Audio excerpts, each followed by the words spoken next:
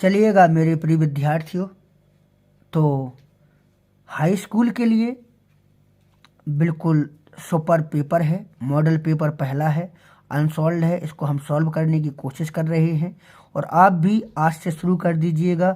मैं आपको कम से कम 15 सेट दूंगा, ठीक है, सॉल्व करके, और इसी से ही आपका सब कुछ भला हो जाए। सेट नंबर पहला है, देखिएगा मॉडल पेपर, ठीक है।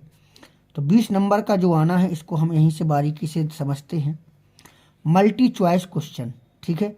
दिया गया question number 1 to 3, read the following passage carefully and answer the question that follow. Question choosing the correct option, तो सही उत्तर इसको पढ़ना है और जो इसके सही उत्तर दिए ऑप्शन हो उनको टिक करना है, ठीक है। चलिएगा हम शुरू करते हैं। Subhash Chandra Bose was a great leader of India.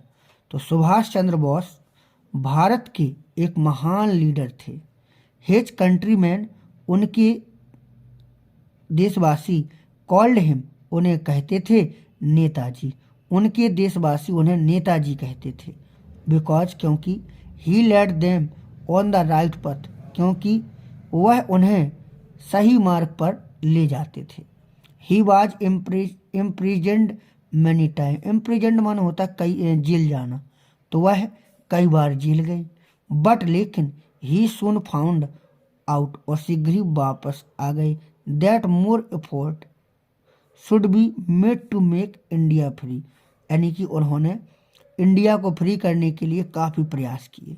The British power was getting weaker in the second world war.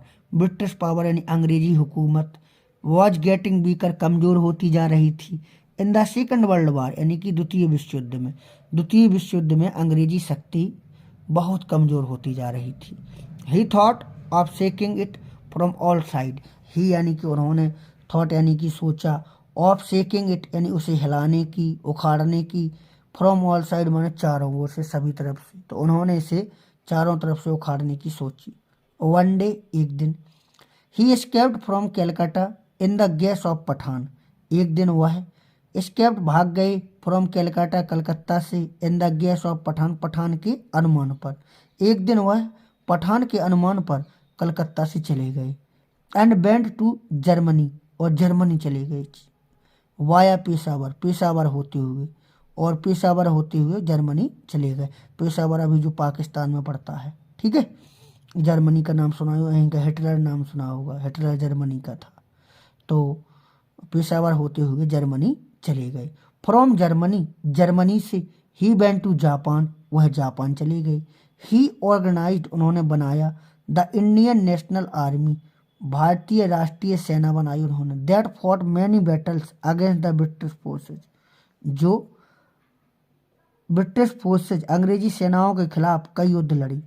He said to his countryman, उन्होंने अपने देशवासियों से कहा, गिव मी ब्लड, तुम मुझे खून दो, and I will give you freedom, मैं तुम्हें आज़ादी दूंगा, ठीक है।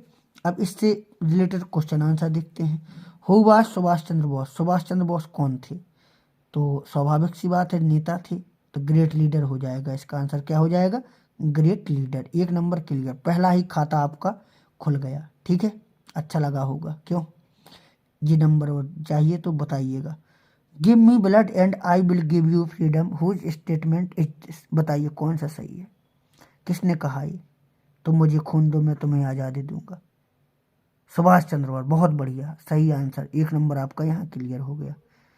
तीसरे नंबर के लिए तैयार रहिएगा। तीसरा नंबर दिया गया है, Indian National Army was organised by, किसने बनाया Indian National army?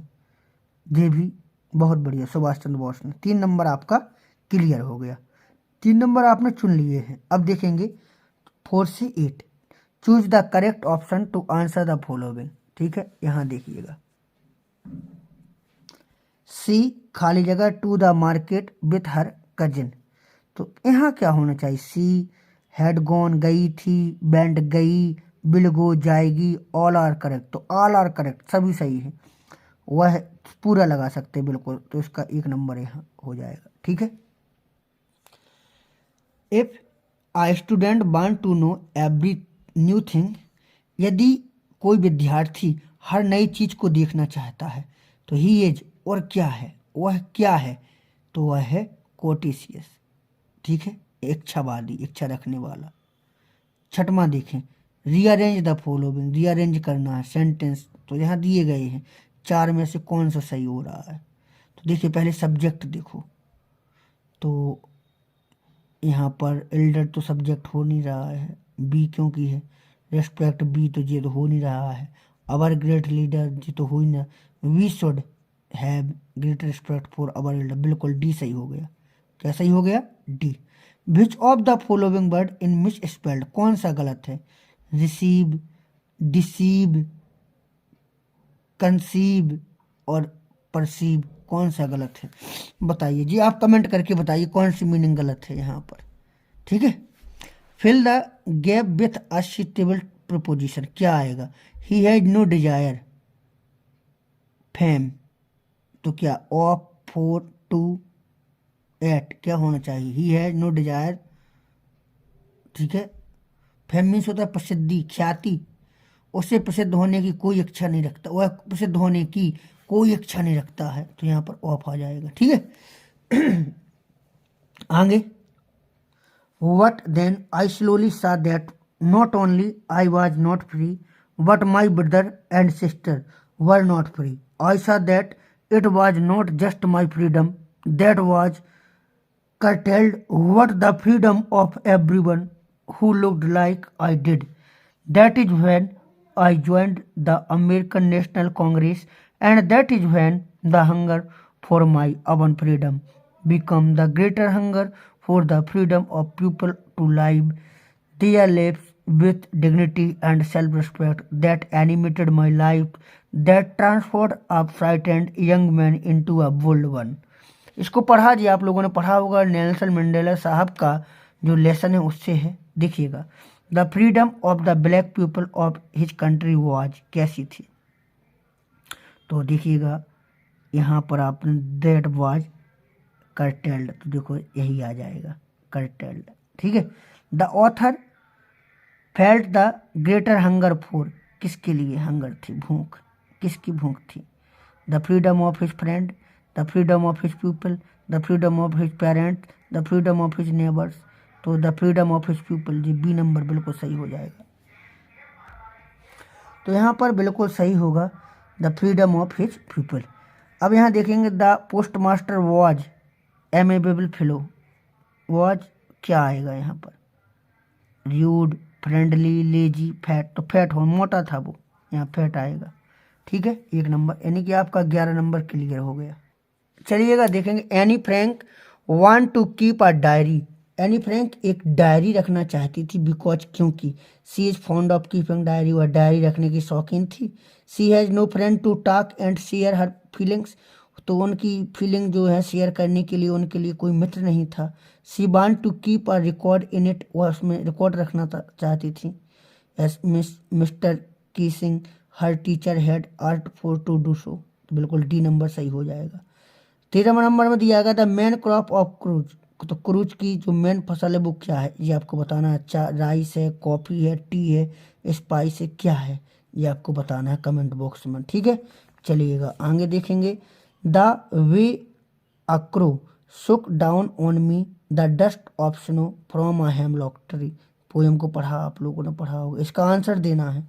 Who was sitting in the tree, tree पर कौन बैठा हुआ है, कुक्कू, स्पैरो, पिजन, क्रो, कौन बैठा है, क्रो, बिल्कुल बहुत बढ़िया, क्रो बैठा हुआ है। Where was the poet standing, poet जो है कहाँ खड़ा हुआ है, under the peepal tree, under a hemlock tree, under a banyan tree, under a neem tree, comment करके बताइएगा 15वां का कौन सा उत्तर है, ठीक है, किस वृक्ष के नीचे खड़ा है, पढ़ा होगा, पहली पोएम है, ठीक है।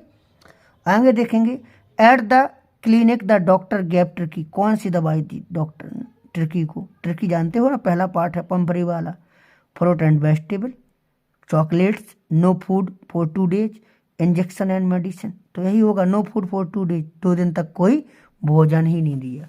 आगे, who is the narrator of the story the thieves story, इसका नरेटर कौन है, स्वाभाविक सी बात है रस्किन बॉन्ड साहब हैं, ठीक है। यहाँ पर 17 नंबर आपका क्लियर हो गया भैया। आगे बढ़ेंगे, where did Griffin stay at Iping, कहाँ ठहरा हुआ था, इनमें, होटल में, चर्च में, टेम्पल में। बताइए कमेंट करके कहाँ। बड़ी इंटरेस्टिंग कहानी पढ़ी है ना आपने, ग्रिफिन जब गायब हो जाता है क्यों, तो बताइए कहाँ ठहरा हुआ था। What did Ebright start collecting in childhood, तो एवराइट्स ने बचपन में क्या इकट्ठा करना शुरू कर दिया। Butterflies, coins, stamp, all of the. इसको भी आपको इम्पोर्टेंट है, ये आप ही बताओ, ठीक है। Mrs Loisel went to M.E. Forestier to borrow, क्या नेकलेस, चलिएगा बहुत बढ़िया। Bracelet, all of these, beautiful dress, all of these, क्या बताइएगा, इम्पोर्टेंट है। चलिएगा 20 नंबर का आपका क्लियर हुआ। अगर कोई बात है तो मुझे बताएं। पहला सेट है, 15 सेट हल कराऊंगा बेटा, ठीक है। एक एक नंबर देख लेना, वहीं से फंसेगा। 15 बहुत प्रैक्टिस होती है 15 नंबर की, क्यों। चलिएगा, तो 15 नंबर के लिए इतना ही।